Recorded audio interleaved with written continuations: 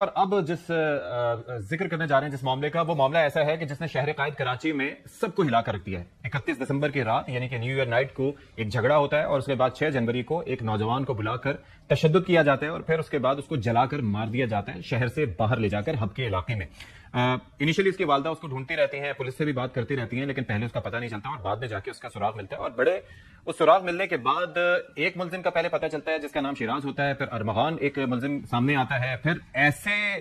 گتھیاں سامنے آتی ہیں کہ جن کو سلجھانا ابھی تک بھی قانون نافذ کرنے والے اداروں کے لیے بھی بڑا مشکل ہوا ہے، کیونکہ ایک کیس سے دوسرا کیس جڑا ہے۔ اب سمجھ نہیں آتا ہے کہ اس کے اندر منشیات فروشی زیادہ ہے یا اس میں قتل کا جو معاملہ جس کو سمجھا جا رہا تھا یا پھر کسی لڑکی کا معاملہ سمجھا جا رہا تھا، تو اس کے اندر اب ڈارک ویب کے بھی تذکرے آ رہے ہیں اور پھر یہ جو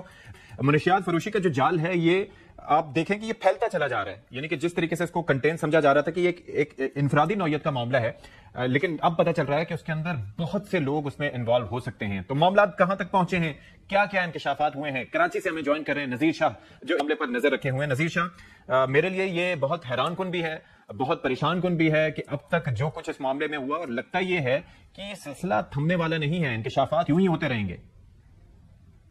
بالکل، دیکھیں ایسا ہی ہے، جس طریقے سے یہ معاملہ سامنے آیا تھا تو شروع میں تو صرف اس کو ایک قتل بروٹل مرڈر کیس کی نظر سے دیکھا جا رہا تھا اور ادارے اسی زاویے پر تحقیقات کر رہے تھے۔ عام لوگوں کو تو وہی پتا تھا جو میڈیا ان کو دکھا رہا تھا، لیکن اندرونی طور پر جو مختلف تفتیشی تحقیقاتی ادارے وہ تمام اس پر گہری نظر رکھے ہوئے تھے۔ پولیس کی جانب سے ابتدا میں اس کیس کو کافی ہلکا لیا گیا۔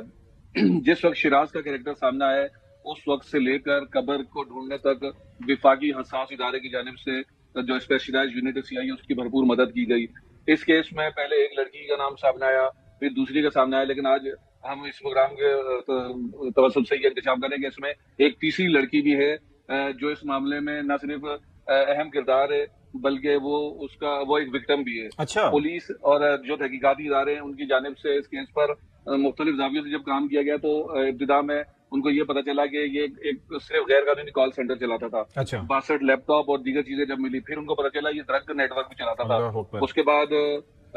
جب مزید ان کے انکشافات سامنے آنا شروع ہوئے تو پھر پتا چلا کہ کس طریقے سے اس کیس میں جو ہے ایک ایک کر کے کیریکٹر سامنے آنا شروع ہوئے اور ان کی جانب سے پھر پتا چلا کہ جو ارمغان ہے اس نے باقاعدہ ایک ایسی اپنی پرائیویٹ فوج بنا رکھی تھی جو پولیس سمیت کسی بھی ادارے کو نہیں مانتی تھی۔ جب چند ماہ قبل گزری تھانے کا SHO اور دیگر ایک FIR کے کیس میں جب اس کے گھر پر پہنچے تو ارمغان کی جانب سے نہ صرف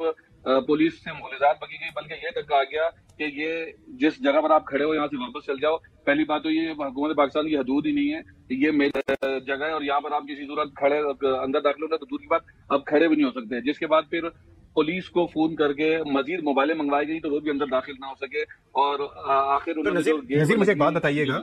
کہ یہ کوئی بھی سانحہ ایک دم نہیں ہوتا، وہ مجھے یہ بتائیے کہ جب یہ سارا کچھ ہوا ایک کوئی ٹینکر ڈرائیور تھا اس کے ساتھ بھی اس لڑکے کا جھگڑا ہوا تھا، اس کی بھی FIR ہم نے دیکھی تھی کہ جس کے اندر اس کو روکا تھا، اس نے اس کے ٹائر پہ فائرنگ کی تھی اور پھر وہاں پر بھی FIR ہوئی تھی۔ یہ واقعہ جس کا آپ حوالہ دے رہے ہیں تو اس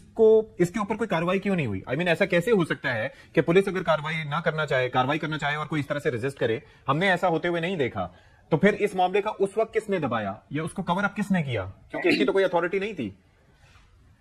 دیکھیں اشفاق، ارمغان کی اس وقت میرے پاس 9 FIR موجود ہیں، اس کے خلاف 9 مختلف مقدمات ہیں جس میں کسٹم کے، منشیات کے، جھگڑے کے اور دیگر یہ کیسز شامل ہیں۔ اور پولیس کو بھی چاہیے تھا کہ جب وہ اس کیس پر کام کر رہے تھے تو پہلے مکمل اسٹڈی کیا جاتا ہے، کیونکہ ایک ایسا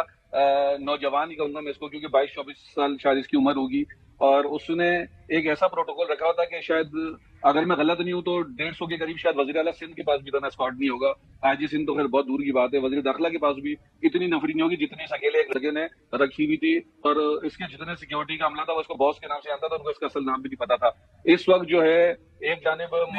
یہ جو سیکیورٹی تھی، مجھے یہ بتائیں کہ یہ سنگل ہینڈڈلی ایک ایک کر کے بندوں کو ہائر کیا تھا، کسی سیکیورٹی کمپنی کی جانب سے یہ لوگ اس کو دیے گئے تھے؟ اور یہ کیا کراچی میں کیا اجازت ہے اس کی پرائیویٹ ملیشیا رکھنے کی؟ یہ کوئی ظاہر ہے کہ لوگ گھومتے ہوں گے تو نظر بھی آتے ہوں گے، اور اگر ہم وہاں پر جس علاقے میں یہ رہائش پذیر تھا تو وہاں پر تو جگہ جگہ CCTV کیمراز اور ہم دیکھتے ہیں، تو یہ کیسے لوگوں کی آنکھوں سے یہ اچھل رہا؟ دیکھیں علاقہ مکین اس بات سے کافی تنگ بھی تھے، انہوں نے کچھ ویڈیوز بھی بنائی تھی، وہ ویڈیو موجود ہے جس میں لوگوں نے کہا تھا کہ اس نے علاقے میں لوگوں کو تنگ کر کے رکھا ہوا ہے. اس کے علاوہ آپ کو معلوم ہوگا کہ وزیر داخلہ سندھ اور آئی جی سندھ کی جانب سے واضح احکامات تھے کہ سیکورٹی گارڈز کے ڈسپلے آف ویپن برینڈلشنگ پہ سختی سے پابندی ہے. اس کے باوجود اس نے اپنے ان سیکورٹی گارڈز کو لیٹسٹ ہتھیار دیے ہوئے تھے اور تمام کے تمام جو ہے مسلح رہتے تھے. اور یہ سب لائسنس تھے ہتھیار؟ دیکھیں اس کے پاس سے رائفل اور ہزاروں کی تعداد سے گولیاں ملی ہیں اور ان میں سے ان رائفلز کی قیمت کروڑوں روپے ان تمام رائفلز. اچھا. اور تاحال نہ یہ ان تمام ویپنز کا جو لائسنس پیش کر سکا ہے, نہ ہی اس کی جانب سے جو اس کی گاڑیوں کے کاغذات ہیں وہ پیش کیے گئے, نہ ہی یہ تفتیش میں اس طریقے سے. ایک چیز مجھے یہ بتائیے گا کہ اس میں معاملہ اور بھی ہے. آج میرے لیے ایک اور بھی چیز سامنے آئی کہ مقتول مصطفیٰ کے بھی ایک مقدمے میں وارنٹ جاری ہوئے ہیں. ایک تو یہ چیز ہے, دوسرا یہ ہے کہ ساحر حسن کا جو کردار سامنے آیا ہے وہ بھی اس کے بھی انکشافات ہیں کافی سارے کہ کوریئر کمپنیز کے ذریعے ان کا بھی رول ہے کہ کروڑوں روپے کی منشیات منگوائی, جو ویڈ وغیرہ جس کا تذکرہ کیا گیا وہ بیچا کس طریقے سے جاتا تھا, کیا کیا جاتا تھا, یہ بھی سامنے آیا. تو یہ کس طریقے سے, یہ تو ہم دیکھ رہے تھے کہ شہزیل صاحب تو بڑی کارروائیاں کر رہے تھے اور ان کی جانب سے دعوے بھی کیے جاتے تھے کہ ہم بڑا ایکشنز لے رہے ہیں, تو پھر یہ کیوں کر ہو رہا تھا یہ سارا کچھ؟ دیکھیں میں آپ کو دونوں چیزوں کے جواب دوں گا, اور اتنے ہوش ربا چیزیں ہمارے سامنے آئی ہیں کہ ہم خود حیران ہیں کہ آخر ہو کیا رہا تھا. پہلے تو مصطفیٰ عامر کا میں آپ کو بتا دوں کہ 2024 کا ANF کا جو سب سے پہلا مقدمہ تھا FIR نمبر 1/2024, یہ مصطفیٰ عامر عرف تیمور, اس کی عرفیت تیمور تھی, اس کے خلاف درج ہوا تھا جس میں 30 گرام ویڈ اس کے پاس سے ملی تھی, اس کے پاس سے برآمد ہوئی تھی. اس کیس میں وہ باقاعدہ مفرور تھا. 22 فروری کو منشیات کی جو خصوصی عدالت ہے اس کی جانب سے ناقابل ضمانت وارنٹ گرفتاری جاری کیے گئے اور کہا گیا کہ 27 فروری کو اس مصطفیٰ عامر کو پروڈیوس کیا جائے, چاہے کسی بھی صورت میں اس کو لانا پڑے. اب جو عدالتیں ہوتی ہیں یا کوئی بھی اس طرح کے ادارے ہوتے ہیں وہ دستاویزات پر ثبوتوں پہ چلتے ہیں, ان کو آپ بھلے زبانی بتا دیں کہ اس کو قتل کیا جا چکا ہے. تو اب جب تفتیشی افسر ANF کا پیش ہوگا تو وہ بتائے گا کہ مصطفیٰ عامر کو اس تاریخ کو اسی طریقے سے قتل کر دیا گیا, تو یہ فائل کلوز ہو جائے گی. اب رہی ساحر والی بات, تو ساحر سے میں نے خود بالمشافہ ملاقات کی اور اس نے جو انکشافات کیے ہیں اس نے پولیس کو, سیاستدانوں, بڑے پاکستان کے جو کراچی میں رہنے والے بزنس مین ہیں ان کے, اور کچھ اسکولز کے, کالجز کے اور ایسے طبقہ فکر کے لوگوں کے نام بتائے جن کے بچے, جوان بچے بچیاں اس سے منشیات لیتے تھے. 12 کلائنٹس کے نام بتائیں. 50 کروڑ سے زائد کی یہ منشیات اس 2 سال میں پاکستان کی 2 ٹاپ کی کوریئر کمپنیوں کے ذریعے منگوا چکا ہے, جو پہلے کیلیفورنیا سے اسلام آباد اور اس کے بعد بائی روڈ کراچی پہنچتی ہیں. ایک ہفتے 15 دن میں یہ 1200 گرام یعنی کہ 1 کلو 200 گرام کی یہ ویڈ منگواتا تھا. مجھے ایک بات بتائیں, ایک تو اس کا ملزم ساحر کا اس معاملے سے کیا تعلق ہے, اور دوسرا اتنی منشیات جب آتی تھی تو یہ کوریئر کمپنیز کا کوئی میکینزم نہیں ہوتا کہ وہ چیک کریں یا کوئی دیکھا نہیں جاتا, کیا ہوتا کیا ہے یہ, ہاؤ ڈز اٹ ورک؟ ان کی کارکردگی پہ بالکل ایسا ہی ہے, اور یہ بڑا تشویشناک یہ بات بھی ہے کہ اس سے پہلے کتنی غیر ممنوعہ چیزیں کوریئر کمپنی کے ذریعے پاکستان آ چکی ہوں گی, کراچی آ چکی ہوں گی. اور جو ساحر کا کیس آپ کنیکشن ڈھونڈ رہے ہیں اس کیس میں, تو وہ یہ کہ ارمغان کو جو منشیات دیتا تھا وہ ساحر دیتا تھا. جب ارمغان کو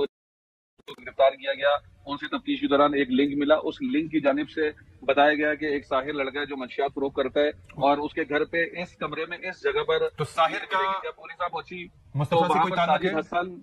مصطفیٰ سمیت جتنے بھی یہ تھے سب ایک دوسرے کو جانتے تھے, لیکن ابھی تک اس نے جو ارمغان کا بتایا تو ساجد حسن کی موجودگی میں اس کی الماری سے ویڈ نکالی گئی. اور آج میرے سامنے پولیس کے سامنے اس نے باقاعدہ یہ ہمارے سامنے بات کہی ہے کہ جو کیش پیسے ہوتے تھے وہ تو ساحر خود لیتا تھا, لیکن جو بڑا اماؤنٹ ہوتا تھا ویڈ کا وہ اس کے والد ساجد حسن جو مشہور ٹی وی ایکٹر ہے ان کے مینیجر مکرم کے اکاؤنٹ جاتا تھا, جس کو وہ بعد میں نکالتا. تو SSPSIU نے یہ بھی کہا کہ اب ہم اس میں یہ بھی لنک ڈھونڈیں کہ اس میں ساجد حسن کا بھی جو کردار ہے تو اس سے بھی ہم تفتیش کریں گے. تو یہ معاملہ بجائے کہ ایسا لگتا ہے کہ مزید اس کی جیسے بیٹری ہوتی ہے نا, تو اس کی مزید شاخیں نکلتی جا رہی ہیں. جو قتل سے شروع ہونے والا معاملہ تھا وہ منی لانڈرنگ, کال سینٹر, منشیات, اور اس کے بعد پتہ نہیں کہاں تک جا پہنچا ہے, اور اس کے اندر